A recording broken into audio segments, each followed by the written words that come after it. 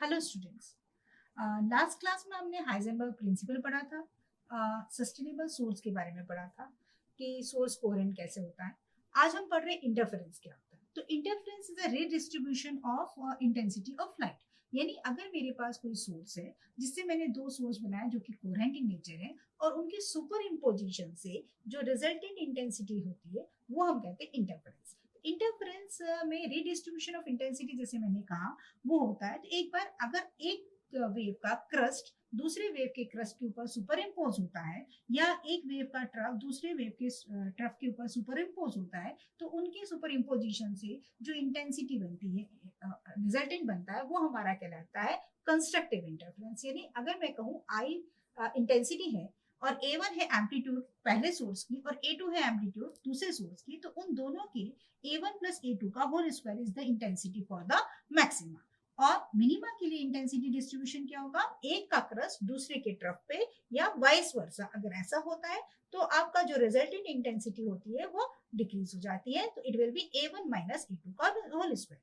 तो हम इंटरफेरेंस के लिए क्या कंडीशन होनी चाहिए, तो इंटरफेरेंस के लिए कंडीशन होनी चाहिए सोर्स शुड बी मोनोक्रोमेटिक, मतलब जिसकी एक वेवलेंथ हो। क्योंकि अगर मल्टीपल, जैसे मैं व्हाइट लाइट सोर्स का इस्तेमाल करूं तो व्हाइट लाइट सोर्स में क्या होता है, काफी सारी वेवलेंथ्स होती है, विगो हम बेसिकली बात करते हैं। तो सबका पैटर्न जब इंटरफेयर होगा तो उस कारण से हमको मैशी मिलेगा और उस कारण से हमारा रिजल्टेंट जो हमें व्हाइट कलर का दिखेगा।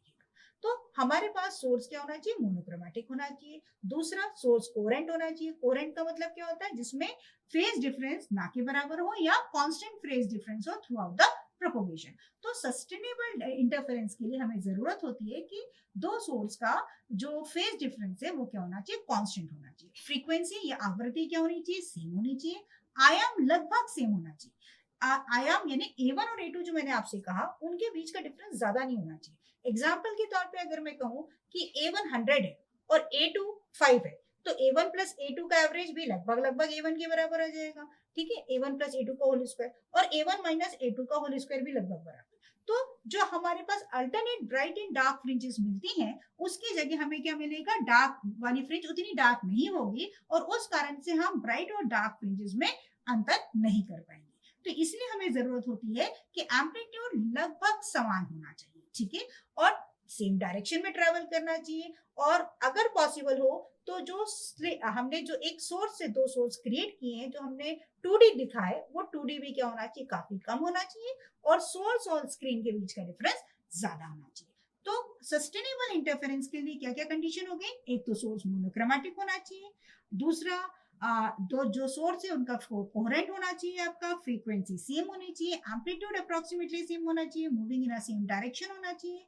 सेकेंडली, आपका जो सोर्स और स्क्रीन के बीच का डिस्टेंस है वो ज्यादा होना चाहिए और स्लिट या स्क्रीन के बीच का डिस्टेंस ज्यादा होना चाहिए, और जो दो सोर्स जिससे हम बना रही है स्लिट के बीच का सेपरेशन जो 2D है वो काफी कम होना चाहिए। इसके अलावा इंटरफेरेंस जैसे हमने कहा कंस्ट्रक्टिव और डिस्ट्रक्टिव होते हैं, ये मतलब रीडिस्ट्रीब्यूशन ऑफ इंटेंसिटी हो गया।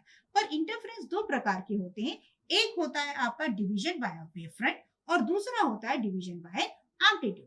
एज जैसे हम देख रहे हैं डिवीजन बाय वेव फ्रंट, तो डिवीजन बाय वेव फ्रंट अगर हम डायग्राम में देखें तो एक सोर्स है और यहाँ पर हम सोर्स से वेव फ्रंट ट्रैवल कर रहे हैं और जैसे यहाँ पर देख रहे हैं कि हमने एक स्लिट लगाया। पहले एग्जाम प्रैक्टिकल जब हुआ था इनिशियली, तो यहाँ पे पिन होल से हमने कार्डबोर्ड पे शेड करे हुए। अब हम यहाँ पर स्लिट का इस्तेमाल करते हैं और ये स्लिट से ये वेव फ्रंट ट्रैवल है। तो अब इनिशियली सोर्स से जो वेव फ्रंट ट्रैवल प्रोपोगेट कर रहा था और हमने ये पढ़ा हुआ है कि वेव फ्रंट में ये जितने भी पार्ट्स हम यहाँ पे डॉटेड डॉटेड देख पा रहे हैं, ये अपने आप में एक सेकेंडरी सोर्स की तरह काम कर रहे हैं।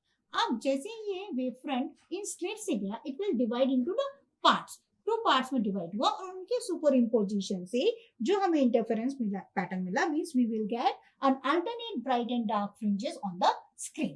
तो इस तरह जो एक सोर्स से जो हमने वेव फ्रंट को डिवाइड करके इंटरफेरेंस निकाला उसे हम कहते हैं interference by division of a wave front. इसका एक एग्जांपल है YDSC Young double slit experiment या फ्रेस्नेल वाइट प्रिज्म।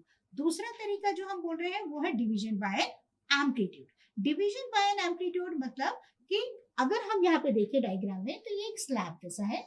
अब यहाँ पर आपका रे जो ट्रैवल हो रही है वो एक सिंगल रे, अब यहाँ पे पार्शियली रिफ्लेक्ट हो रहा है और पार्शियली रिफ्लेक्ट, यहाँ पे आप डायग्राम देख रहे हैं तो ये रिफ्लेक्ट हो रहा है और यहाँ पर रिफ्रैक्ट हो रहा है और वापस वापस उस मीडियम में जाएगा जब स्टोक्स लॉ को फॉलो करेगा और उनके सुपर इम्पोजिशन से जो हमें इंटरफेरेंस पैटर्न मिल रहा है उसे हम कहते हैं division by amplitude.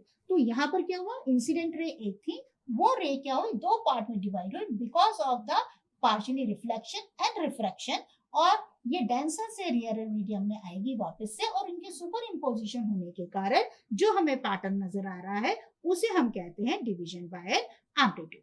So division by amplitude का एक सबसे अच्छा एग्जांपल है न्यूटन्स रिंग एक्सपेरिमेंट एंड आपका माइकलसन इंटरफेरोमीटर, जहां पर हम डिवीजन बाय एम्पलीट्यूड के कारण मतलब एक सिंगल रे को by the reflection and the refraction हम उसको सुपर इम्पोज कराते हैं और उससे हमें मिलता है। तो आगे की क्लास में हम देखेंगे कि यंग डबल स्लिट एक्सपेरिमेंट में फ्रिंज विड्थ कैसी होती है, कैसे हम उसे फाइंड आउट करते हैं, क्या फर्क पड़ता है, और डिवीजन बाय एम्पलीट्यूड से हम देखेंगे न्यूटन्स रिंग एक्सपेरिमेंट की डिटेल्स पढ़ेंगे।